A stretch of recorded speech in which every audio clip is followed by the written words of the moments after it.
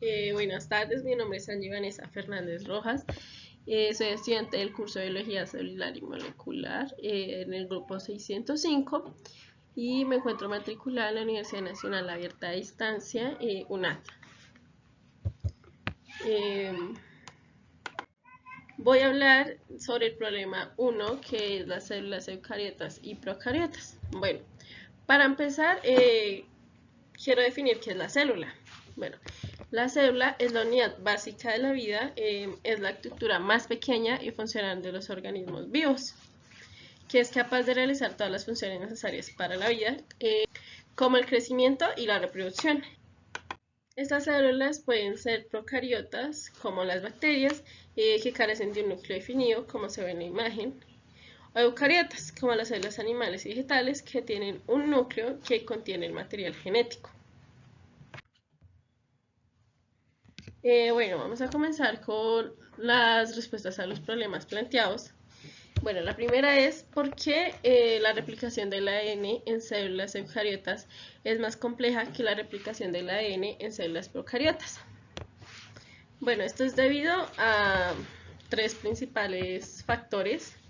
Primero es el tamaño del genoma.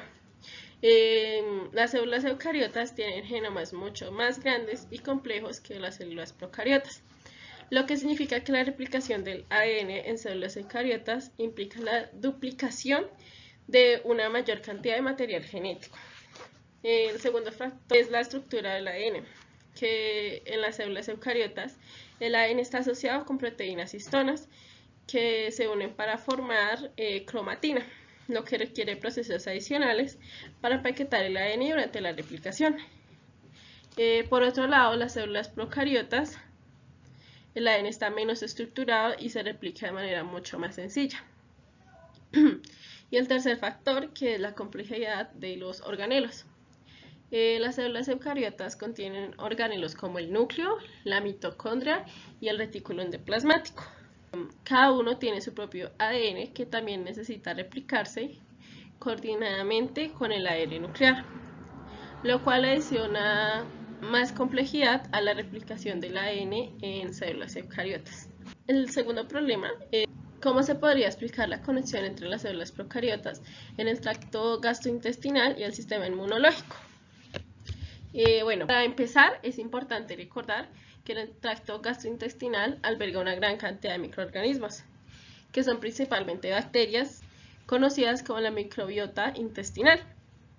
Estas células procariotas desempeñan funciones clave en la digestión, la absorción de nutrientes y la protección contra patógenos. Las células procariotas en el intestino interactúan de manera constante con el sistema inmunológico que se encuentra localizado en la mucosa intestinal.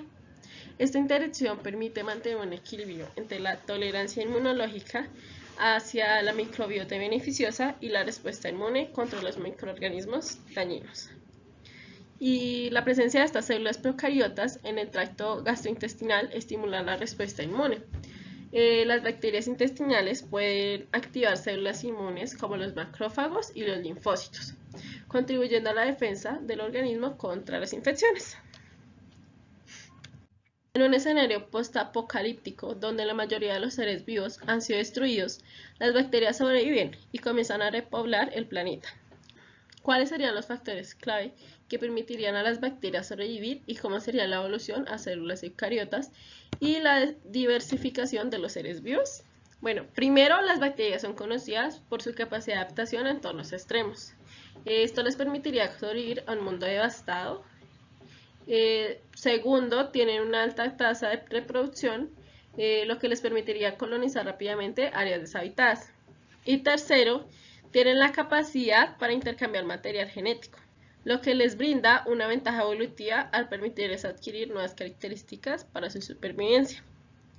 Y en cuanto a la evolución hacia células eucariotas y la diversificación de los seres vivos, se podría esperar que las células eucariotas evolucionaran a través de la endosimbiosis, donde una célula procariota más grande engloba una bacteria simbiótica dando origen a organelos como los mitocondrias y los cloroplastos.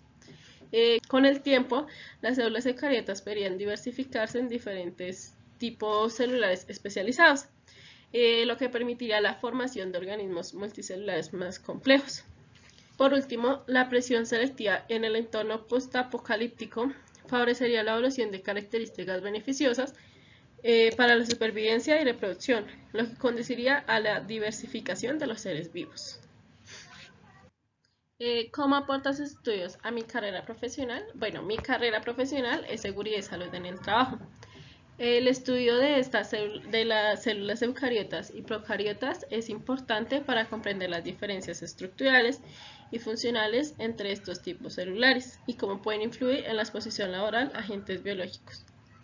Al conocer las características distintivas de las células eucariotas que presentan un núcleo definido y organelos membranosos, y las células procariotas que carecen de núcleo definido y tienen una estructura más simple, se puede identificar posibles riesgos microbiológicos en el entorno laboral.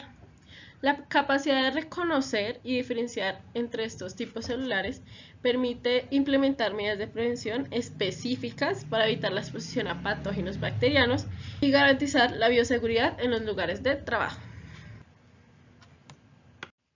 Bueno, en conclusión, las diferencias entre las células eucariotas y procariotas son fundamentales en la biología celular y tienen implicaciones significativas en términos de estructura, organización y funciones celulares. Las células eucariotas con un núcleo definido y organelos membranosos son más complejas que las células procariotas, que carecen de un núcleo definido y de organelos membranosos. Esta complejidad eucariota se refleja en procesos, por ejemplo, como la replicación del ADN, que es más compleja en las células eucariotas que en las células procariotas. Muchísimas gracias.